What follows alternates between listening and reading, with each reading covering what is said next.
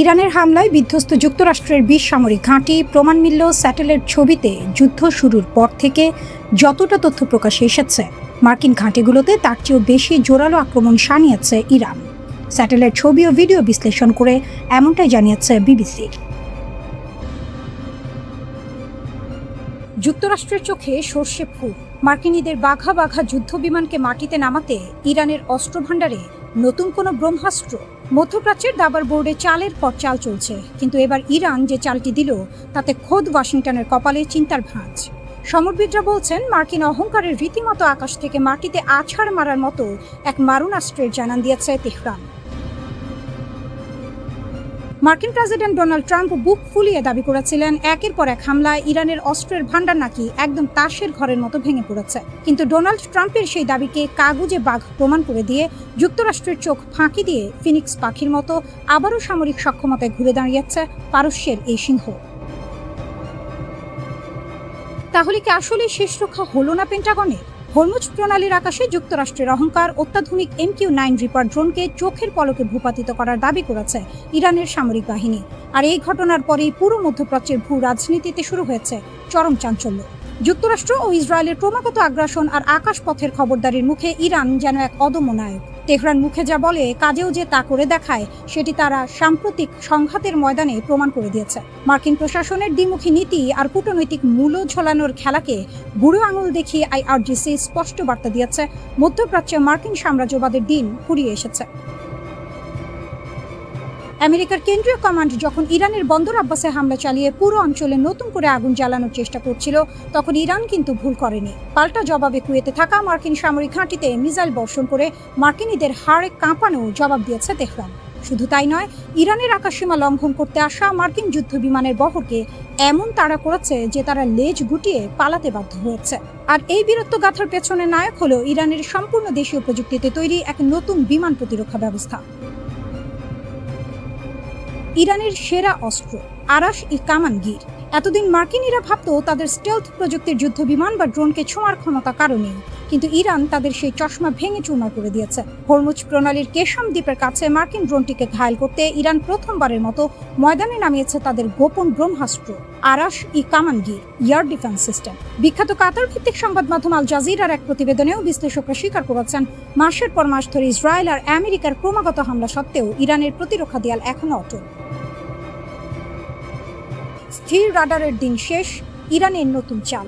বিশ্লেষকদের মতে ইরানের এই নতুন কৌশলের মূল শক্তি হলো তারা এখন আর সহজে টার্গেট করা যায় এমন বিশাল ও স্থির রাডার সিস্টেমের উপর নির্ভর করছে না। তাদের তৈরি এই নতুন এয়ার ডিফেন্স সিস্টেমটি অত্যন্ত সস্তা, সহজে এক জায়গা থেকে অন্য জায়গায় লুকিয়ে ফেলা যায় এবং এর বিধ্বংসী ক্ষমতা নিখুঁত। যুক্তরাষ্ট্র ও ইসরায়েল যতই আকাশ কাঁপানো স্টেলথ যুদ্ধ বিমান নিয়ে আসুক না কেন, আরাশ-ই-কামান-গির চোখে ধুলো দেওয়া অসম্ভব। ইরান যদিও এই ক্ষেপণাস্ত্রের নিখুঁত রেঞ্জ বা পাল্লা দিয়ে এখনো বিড়ালের চোখে অন্ধকার বজায় রেখেছে, অর্থাৎ বিস্তারিত তথ্য গোপন রেখেছে, তবে যুদ্ধক্ষেত্রে এর প্রথম সফল প্রয়োগে বুঝিয়ে দিয়েছে মার্কিন বিমান বাহিনীর জন্য এটি এক চরম অশনি সংকেত।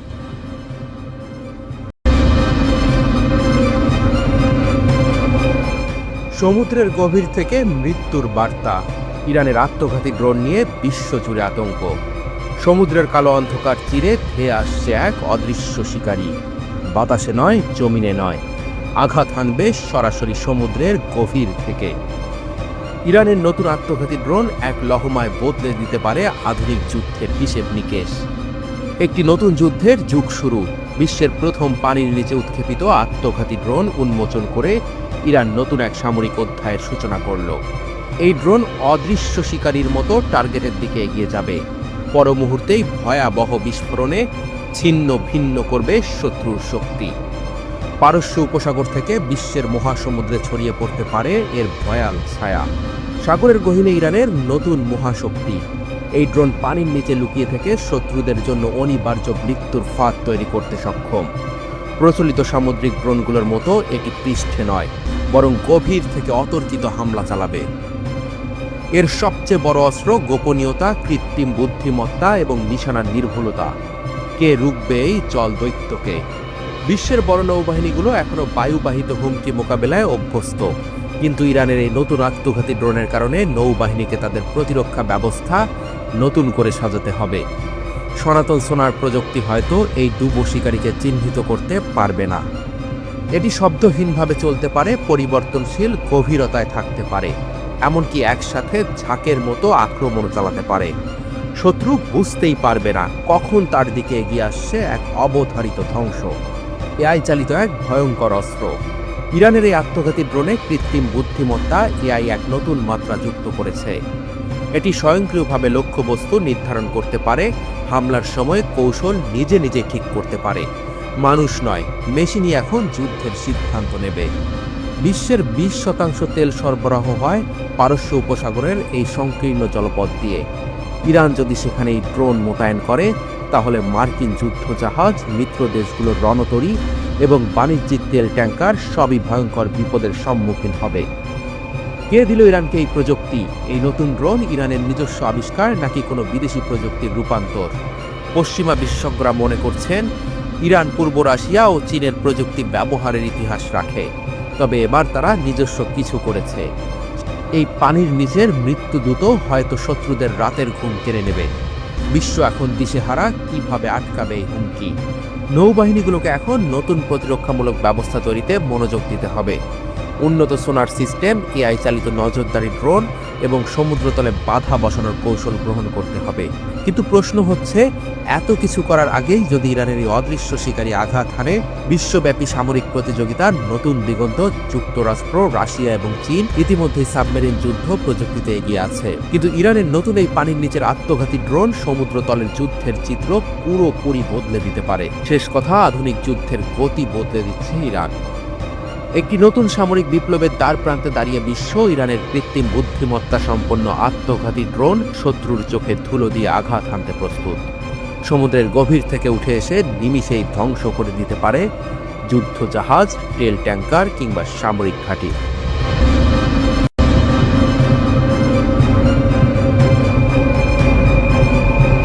মার্কিন যুক্তরাষ্ট্রের পরাজয়ের ঘণ্টাধ্বনি, ইলন মাস্কের হুঁশিয়ারিতে উত্তাল বিশ্ব। ওয়াশিংটনের আকাশে যেন বজ্রের গর্জন। ইলন মাস্কের মরণ হুঁশিয়ারি যেন ভবিষ্যতের যুদ্ধক্ষেত্রের দিকেই ইঙ্গিত করছে। পরবর্তী যুদ্ধে মার্কিন যুক্তরাষ্ট্রের মরণঘাত, এই সতর্কবাণী ছুঁড়ে দিয়েই ক্ষান্ত হননি টেসলা স্পেসএক্সের এই কর্ণধার। ট্রাম্প প্রশাসনের উপদেষ্টা মাস্কের কথায় ফুটে উঠেছে মার্কিন সেনাবাহিনীর অদক্ষতা, অস্ত্র নির্মাণের গলদ আর ভবিষ্যৎহীন কৌশলগত পঙ্গুত্ব। অন্যদিকে ইরানের সর্বোচ্চ নেতা আয়াতুল্লাহ খামেনির নির্দেশে সামরিক শক্তি বাড়িয়েই চলেছে ইরান। মাস্কের সতর্কবার্তার পর বিশ্বজুড়েই প্রশ্ন, পরবর্তী যুদ্ধ কি ইরানের সঙ্গে? আর সেটাই কি মার্কিন সাম্রাজ্যের পতনের সূচনা করবে?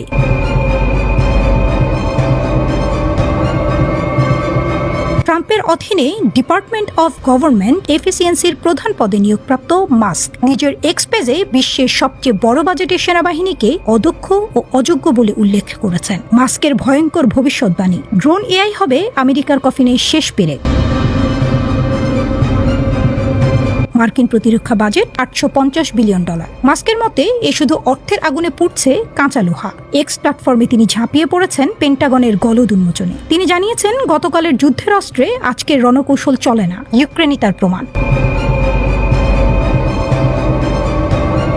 ড্রোন যোগে মানব সেবার মৃত্যু ঘণ্টা বাজছে। ইরানের ড্রোন স্রোতের কাছে মার্কিন F-35 স্টেলথ যুদ্ধবিমান কি টিকতে পারবে? আর এআই চালিত অস্ত্র? মাস্ক সতর্ক করেছেন টার্মিনেটর পরিস্থিতির। মাস্ক লিখেছেন, যদি সামরিক বাহিনীকে তাৎক্ষণিক এবং নাটকীয় পরিবর্তন করা না হয়, তাহলে আমেরিকা পরবর্তী যুদ্ধে খুব খারাপভাবে হেরে যাবে। যুক্তরাষ্ট্র থেকে ইরান, আয়াতুল্লাহ খামেনির নির্দেশনায় ইরান যেন নতুন করে জেগে উঠেছে। তিনি মার্কিন হুমকিকে উড়িয়ে দিয়েছেন বজ্রকণ্ঠে। আমেরিকা মুখে ফেনা তুললেই ইরানের ক্ষেপণাস্ত্রের মুখে পড়বে। 2015 সালের পারমাণবিক চুক্তি ভেঙে ট্রাম্প যেভাবে বিশ্বাসঘাতকতা করেছেন, তার জবাব ইরান কি দেবে স্টেলথ ড্রোনে, হাইপারসনিক মিসাইলে? বিশেষজ্ঞরা ধারণা করছেন, ইরানের পরমাণু কর্মসূচি এখন চীনের টেকনোলজি ও রাশিয়ার সামরিক পরামর্শে বহুগুণ শক্তিশালী। গোপনে তৈরি হচ্ছে শাহাব-6, 4500 কিলোমিটার পাল্লার এই ক্ষেপণাস্ত্র, যা ইউরোপ থেকে ইসরায়েল সব টার্গেট ধ্বংসে সক্ষম। Geopolitical chess game. Moscow, Beijing, তেহরানও এখন মানচিত্রে ত্রিভুজ। রাশিয়ার X-500 মিসাইল ডিফেন্স, চীনের ড্রোন স্যাটেলাইট নেটওয়ার্ক সবই এখন ইরানের হাতে। ক্যাসপিয়ান সাগরে যৌথ নৌমহড়া চালিয়েছে 3 মিত্র। পেন্টাগনের গোয়েন্দা রিপোর্টে ধরা পড়েছে ইরানের বিপ্লবী গার্ডের হাতে এখন 2000+ সুইসাইড ড্রোন রয়েছে, যা ইউক্রেনীয় মডেলের চেয়েও ধ্বংসাত্মক। বিশ্লেষকরা সতর্ক করছেন, ইরান আমেরিকা যুদ্ধ মানেই বিশ্বযুদ্ধ, কারণ রাশিয়ার কালিপ্রো মিসাইল ও চীনের সাইলো ড্রোন তখন টাইপরাইটারের মতো ক্লিক করবে ওয়াশিংটনের বিরুদ্ধে। চিত্রটা এখন এমন, মাস্ক যেন টাইটানিকের ডেক থেকে চিৎকার করছেন, হিমশৈল সোজা সামনে, অথচ ক্যাপ্টেন ট্রাম্প বাজিয়ে চলেছেন মার্কিন অজেয়তার সুর। কিন্তু বাস্তবতা কি? 2003 সালের ইরাক আক্রমণে মার্কিনরা 30 দিনে বাগদাদ দখল করেছিল। আজ ইরানের সামনে দাঁড়ালে পরিস্থিতি ভিন্ন। ইতিহাস সাক্ষী, প্রতিটি সুপার পাওয়ারের পতন শুরু হয়েছিল অদূরদর্শিতায়। রোমান সাম্রাজ্য থেকে ব্রিটিশ ঔপনিবেশিকতা সবই ধসে পড়েছে আত্মতুষ্টিতে। মাস্কের সতর্কবার্তা কি ট্রাম্প কানে নেবেন, নাকি টুইটার যুদ্ধে ব্যস্ত মার্কিন নীতি নির্ধারকরা দেখতেই পাবেন না? ইরানের ড্রোন স্রোতকে রচনা করবে ওয়াশিংটনের পতন। তবে একথা স্পষ্ট, পাশার দান এখন ইরানের হাতে, রুশ চীনা ছায়ায়। আমেরিকা কি যুদ্ধ ছাড়া থাকতে পারে না? একটি দেশ যার পুরো ইতিহাস জুড়েই যুদ্ধ। 248 বছরের মধ্যে 232 বছর আমেরিকা সরাসরি যুদ্ধে লিপ্ত। শুধু 6% সময় তারা ছিল শান্তিতে। কেন? এটা কি কাকতালীয় নাকি পরিকল্পিত? গণতন্ত্র রক্ষার নামে যুদ্ধ, স্বাধীনতা ছড়ানোর নামে আগ্রাসন, নাকি এর পেছনে রয়েছে বিশাল এক অর্থনৈতিক চক্র, অস্ত্র ব্যবসা, তেল দখল, রাজনৈতিক আধিপত্য? বিশ্বজুড়ে আমেরিকার সামরিক অভিযান ও গোপন অভ্যুত্থানের চাঞ্চল্যকর বিশ্লেষণ।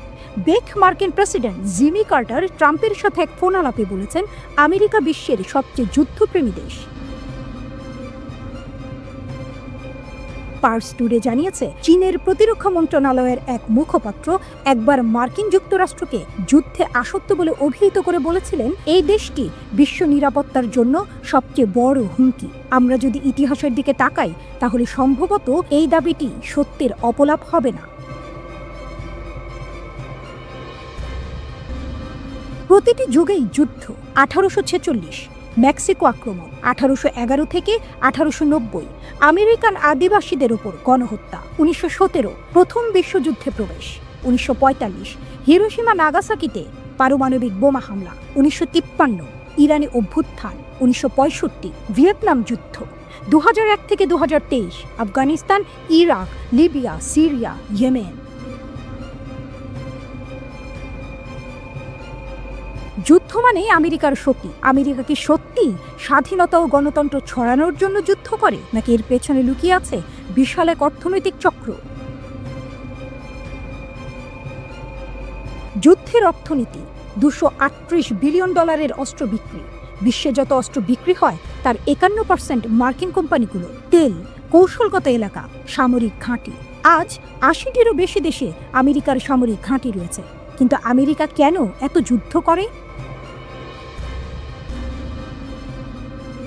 অস্ত্র নির্মাণ শিল্পের বিশাল লাভ। আমেরিকার অর্থনীতির বিশাল অংশই অস্ত্র বিক্রির ওপর নির্ভরশীল।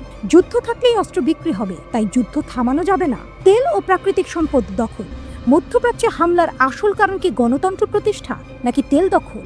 সামরিক শক্তির বিস্তার। আজ বিশ্বের 80টিরও বেশি দেশে আমেরিকার সামরিক ঘাঁটি। রাজনৈতিক প্রতিপক্ষকে দমন। যে দেশ আমেরিকার আধিপত্য মেনে নেয় না, সেখানে অভ্যুত্থান হয়। নতুন লক্ষ্য, কানাডা দখলের হুমকি, পানামা খাল পুনরুদ্ধারের পরিকল্পনা, গ্রিনল্যান্ড কেনার চেষ্টা। এই যুদ্ধগুলোর সময় এখনো স্পষ্ট নয় এবং মনে হচ্ছে এগুলো বর্তমানে মনস্তাত্ত্বিক পরিকল্পনার মধ্যে রয়েছে। আমেরিকার সম্প্রসারণবাদী নীতির কয়েকটি উদাহরণ মাত্র। তারা এমনকি প্রতিবেশীদের বিরুদ্ধেও একই নীতি গ্রহণ করেছে। যুদ্ধ আমেরিকার রাজনৈতিক ও অর্থনৈতিক ডিএনএর একটি অংশ। আমেরিকার শান্তির প্রয়োজন নেই, কারণ তারা যুদ্ধ থেকে সম্পদশালী করে। কিন্তু এই পথ কি চিরকাল অব্যাহত থাকবে, নাকি বিশ্ব এই যুদ্ধবাজ নীতির বিরুদ্ধে রুখে দাঁড়াবে?